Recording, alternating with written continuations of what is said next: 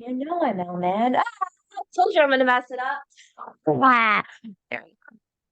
Mark, if you watch that, there you go. Where you're listening. You know I'm Mel, man. You're listening to It Came from the Radio, and I'm here with Alex Squiers, the writer and producer of the Starwell Foundation. Hello. Hello. And what is the Starwell Foundation?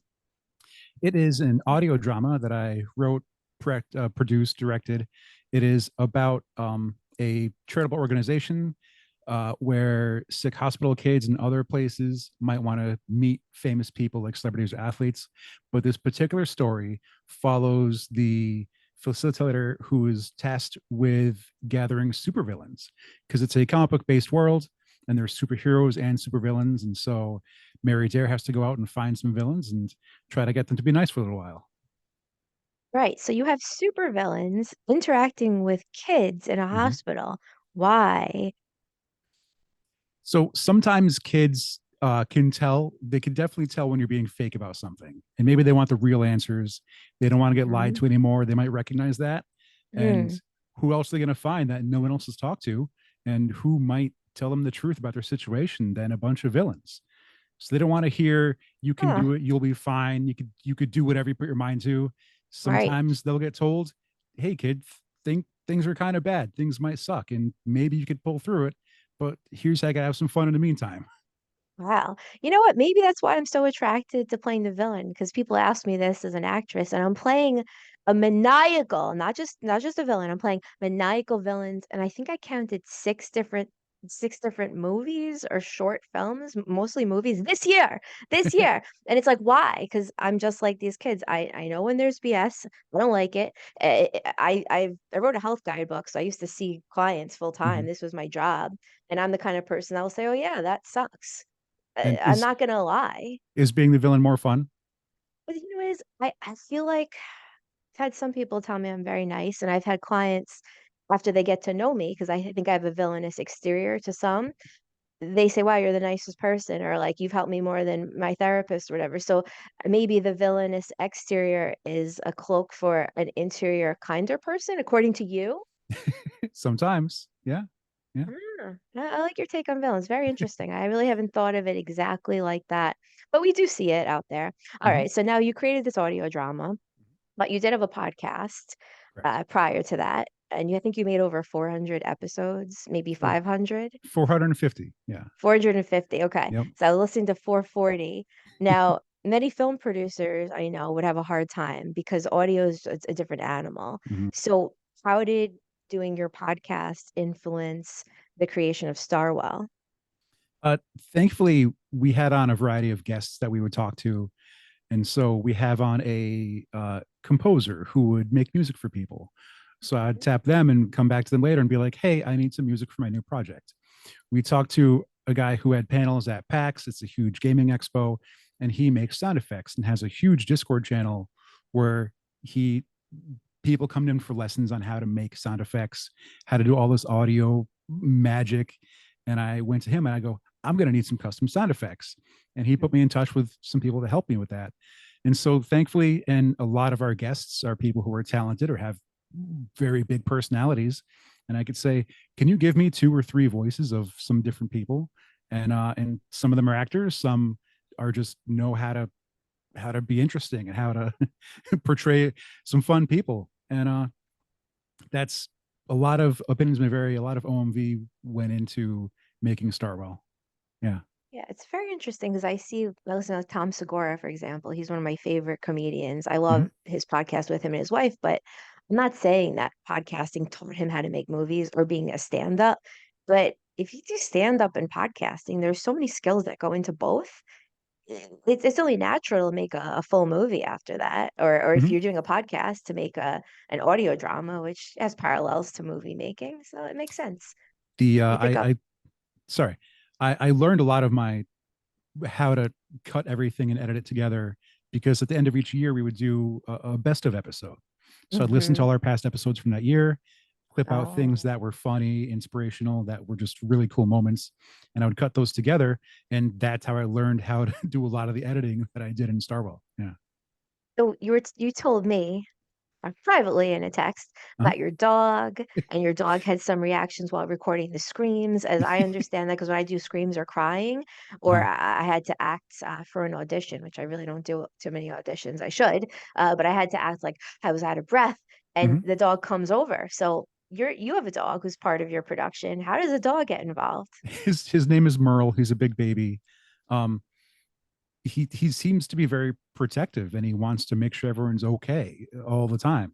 So I knew I was going to need an item that's in the last episode.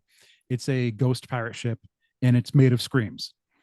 And so each actor would do their lines for the regular character, and then we'd do some crowd sounds. So I would need a Uh, gasp, some laughter, crowd stuff. And I go, I also need a scream. So like you're in terrible pain, we'll do a scream take, we'll do a painful moaning. And then Merle would be whining at the door because he'd want to come check and be like, is everyone okay? Is everyone all right? And he would kind uh, of come in and just want to get pets and be reassured. And also the actress who plays Mary, the main character, that's Kay Giroux, after we would finish an episode, she would stand up and say, "Okay, time for my designated union Merle break, and it's time to go pet Merle." Aw, that's so cute. Yeah, So cute. I do that with working out. I'll be like, okay, you have to do 1 or 2 minutes on the treadmill behind, but then we got to bend down and pet Feldy because that's part of the workout. And then we go to the next machine. We bend down, we give Feldy hugs, and then we do two exactly. minutes here. So now a lot of voiceover nowadays, it's done in the voice actors' homes. Mhm. Now, do you allow your actors to record independently, or do you do the old fashioned? And you got to come in and come in. You got to do it with me and the dog. uh, everyone who did lines, almost everyone, I already knew. They're already friends. They live pretty locally, so they had a chance to come to the studio and record in front of me, so I could direct them a little bit, and I could say, give me a second, third, fourth, fifth take, maybe." Or if they flub something, it happens. Everyone's human. It's natural. But there were maybe five or so that would record remotely. One of them would do like 8 takes normally of Right. every line Oh and my just God. keep Yeah. they just go and go and go, and they try a lot of different things, and it was the hardest part was picking out the right one, because there's so many good Mhm. ones to pick from. And others would like give me two, and that was it. And if I didn't direct them well enough in my instructions or in the email, then I might say, well, we have to do that again. um yeah, a couple. The only thing was if they lived more than an hour away, they would record remotely. Yeah. Right. So I guess what I got from this is if you want to do an audio drama or make a movie, make sure that your friends can either be crew or actors or voice actors, or else you're SOL and you got to deal with, people you might not know from a distance. Some people weren't actors, and they gave it a shot, and they came Hmm. out with something good. Or we can work together and I'll pull something good out of them, and it was good. I liked what we got out of it. Yeah. So now you're working with a long list of people. I know because Mhm. I saw the list on your website and you spoke about it just now. So I generally tell all people that I don't spend time on chit chat texting. I'll have this, usually within a week or a month of meeting someone if we're going to work together on any level. I say, listen, I don't chit chat, and to thrive or get anything done and not go absolutely nuts and have more gray hair than just right here.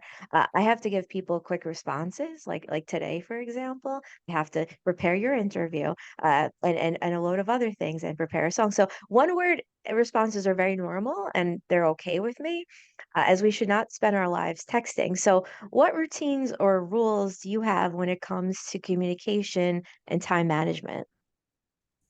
uh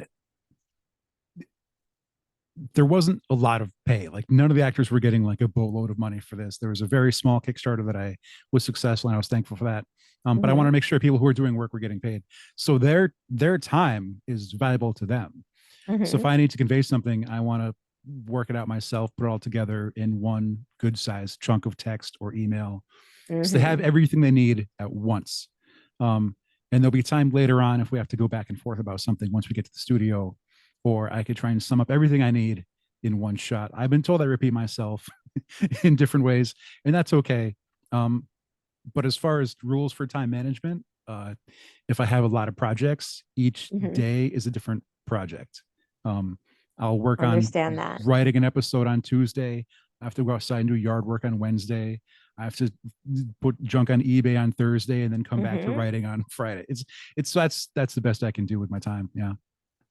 Yeah, time management's super important. And you know what? A good director, because you're a director in this, I think you should probably repeat yourself. I think just once for most people, it doesn't work. That's what I found. Producing, directing, it's good to reiterate some things. Like maybe I should have another person tell me not to curse on this show because it's not working, and they should tell me a 20th time. So now before recording, there's usually outlining, there's writing. After recording, there's usually editing. I think you do all these things. Mhm, And mhm. there's obviously the recording part. So what's your favorite parts and least favorite parts of the whole process creating an audio drama? Overall, the recording with the actors is fun because Mhm. they might surprise me with how they deliver a line. They might surprise me with choices they made and how they say things that I wasn't expecting. And writing it, parts can be fun because you have to write the boring stuff and interactions, but you've come up with something really fun or catchy, some kind of moment that you want to be special. And discovering that is great. But watching it happen in front of you, even if the people recording the actors are 2 months apart and it's not coming together until I splice it together a month later, um, their choices are what gets me every time because it might not be something I expected. And and I've been surprised on a few things, and the voices I thought I'd get weren't what I got, but what I got did give me ideas for how I could write this character in the future. Like an entire episode went to just how Michelle did the voice for Louise, one of the Starwell office workers. And without that, like I wouldn't have a lot of fun. That just writing an episode was fun Hmm. because of the character she made. And thinking I'd know what I was gonna get and what I actually get are sometimes two completely different things. You know, it's interesting. I really haven't thought of character work because, I do stand up or radio and acting. I'm always creating some character for some type of medium. And really it was explained to me, or maybe I heard this or read this in the last week or two, but something about going into the energy, like becoming the energy of the character rather than just reading the lines. So I think, as an actor, and some of the people you might deal with, they might read something that you tell them to be like on paper, old, tired, drunk. Okay, that's all they got. But if they can become some type of energy persona, they can bring an entire personality and life to the character that you didn't even expect. Like, I had no Mm-hmm. idea this guy's gonna have a bad right arm, or maybe they hate garlic or something. Who knows? For on OMV, we talked to a voice actor. His name was Keith Silverstein, and he's done a lot of anime and some video games. And he did one cartoon, and he goes, "Oh, I didn't know my character was going to be bald. I would have tried to sound more bald." Oh, And like, but so it's a ridiculous interesting. statement. Like, how do you sound more bald? But as you would know, one of the important things, like for comedy, for stand up, is Yeah. timing. I can't write my actors timing. Oh, So true. what they're delivering is how they're timing it out in their own head to get a point across or get a laugh. And that's something I Hmm. wouldn't be able to put on paper. Or even I've been taking singing lessons to make ridiculous music, which is happening. Yeah, my first song's in Spanish. I don't even speak Spanish, and so it's all ridiculous. But the how you use your voice, the simple difference of making it more of a head voice or a nasal voice versus a chest or a throat vocal fry voice, which is what I do. So anyway, we're reaching the end. So where am I gonna go here? All right, I'll refer to episode 440 on Opinions May Vary, your podcast. You had the episode's called The Importance of Companionship. So, do you think that most humans should have a live-in companion, aka a husband or a wife? Yes or no? Oh, that's it's not as easy as a yes or no. It's I everyone's know. different. Everyone's different. It'll work for some people if you find a good groove. It Okay. Some people work better on their own by themselves. It varies. Yeah. It does vary. And here, one more outlier question. Huh? You thought we're gonna keep it PC for the radio? I don't think so. Now, opinions vary greatly in 2024, greatly, and opinions may vary as your podcast. So, Mhm. Alex Jones had an opinion that was highly disliked, and he was sued, and the Sandy Hook families won nearly $1.5 billion in legal judgments. Should Alex Jones be allowed to voice his opinions that may vary? Uh, I'm not a fan of his at all. And I had a feeling. I had a good gut feeling on that. And there's voicing your opinion as long as you Mhm, state it so. If you state this is how I think or how I feel, that's one thing. Whereas mhm, if you have an audience, you might have to be more careful with that mhm. because they a lot of some people, some groups of people won't understand that this isn't fact. This is someone's feeling. This is what they're thinking, and it's completely devoid of the facts that are evident to anyone who's looking for them. Right. So Alex Jones should have said, "This is my opinion. This is my opinion." Even if he did, he has a bit of a responsibility to I make things see. he says more clear. Okay, got it, got it. Cool, cool. I like to ask the hard-hitting questions. So, sir, on that note, we had to slip in something crazy. Could you tell our listeners where to find you, your social media time? Yeah, our website where all of our episodes get posted is omvpodcast.com. That Mhm. goes all the way back to episode one of OMV from 2012. Um, I'm most uh, up to date on Instagram. So that's Opinions May Vary on Instagram. That's where all of our Starwell posts and updates go. That's clips from episodes where I want to highlight an actor or the sound effects that we use or the music that we use. All that will be going there. And hopefully updates for the next Kickstarter. Well, thank you so much for your time, your opinions, your tolerance. And on that note, back to more. It came from the radio.